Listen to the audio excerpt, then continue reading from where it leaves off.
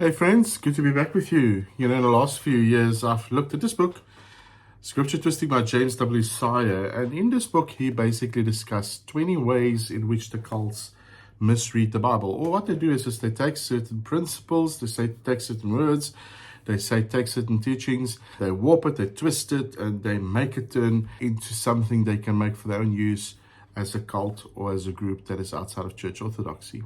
Today I want to speak to you about the 16th way in which the cults can misread the scripture or twist the scripture, and he calls this virtue by association.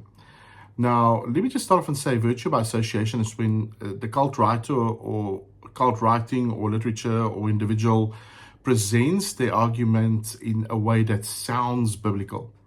Now, it's very interesting because I know in the circles that I frequent and some of the churches I go to, for people, sometimes when they feel or they believe they get a word from God, they will usually turn it into Elizabethan English, and usually they will make it sound very biblical to give it some more of a credence. And this is exactly what Sire speaks of. And listen to this quote of what Sire speaks of when he actually speaks of this way the cults use to misread the Bible. He says, "If you can associate your view with Jesus, the Bible, the apostles, the patriarchs, any of the good guys of the Judeo-Christian tradition, you have enhanced the credibility of your argument. Naming names, summoning up great witnesses, sounding like the Bible, proclaiming universally for your own eccentric views, all these carry no logical weight unless what is said about them turns out on other grounds to be true."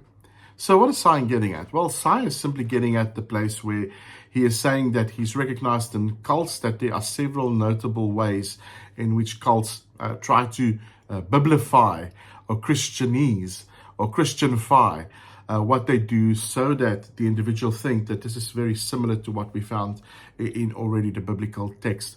So they use the credentials and they use what is seemingly characteristic of the scriptures to make their own arguments sound and whatever they've written sound credible.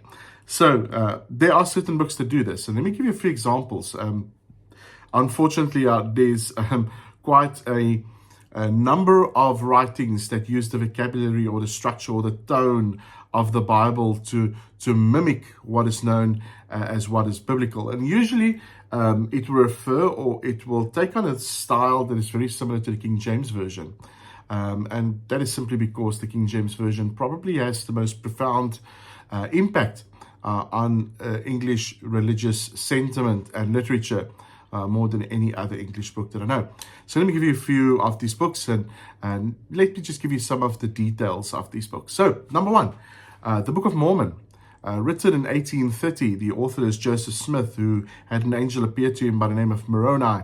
If we look at this book, and if you read through it, it resembles quite closely a 17th century English King James Version Bible, including the these and thous and the verilies and phrases like, "and it shall come to pass." We can see quite clearly that Smith believed quite sincerely that his translation of the golden tablets which he received, the golden plates that he's received, that was given to him by the angel Moroni, in actual fact was very similar to that which is of the biblical text. That is one example. Another example comes from a little bit later in 1924, the Holy Pibby. Now, this is actually written by Robert Rogers, and usually this is called the Black Man's Bible, the Rastafarian text that adopts a pseudo-biblical style to promote Afrocentric theology. I should say Afrocentric theology. So it uses a biblical cadence and phrasing to present its message of liberation and black empowerment.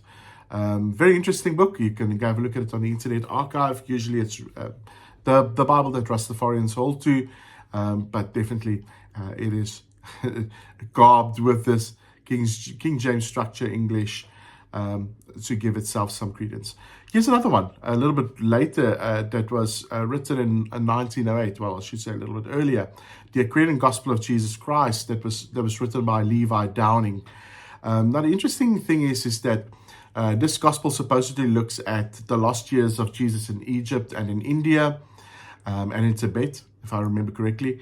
And he tries in this book to imitate the moral tone and some of the forms that we would find in the New Testament. And he tries to imitate scripture through what he's writing. So you're welcome to have a look at that, the Aquarian Gospel.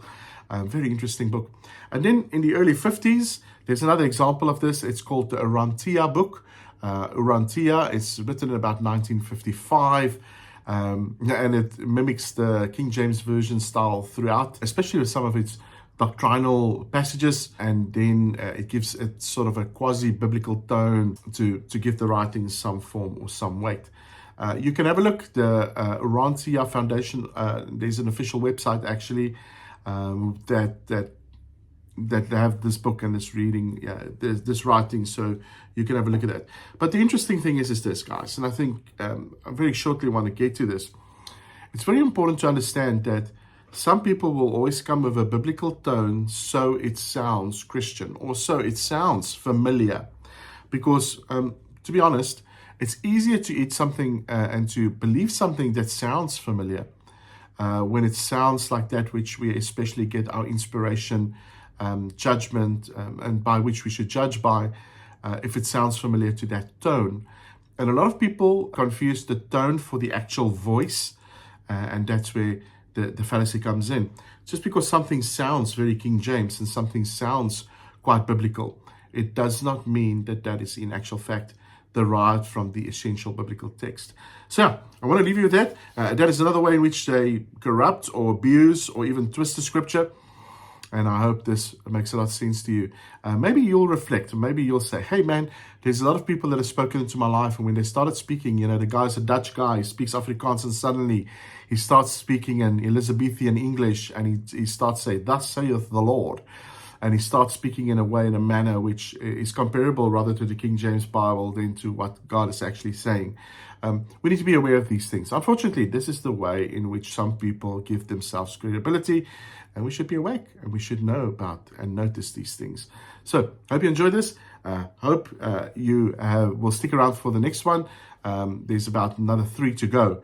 But I hope you dearly enjoy this. I want to make this short, and there's a reason for it. But I hope you're blessed, and I hope to hear from you soon. Be blessed.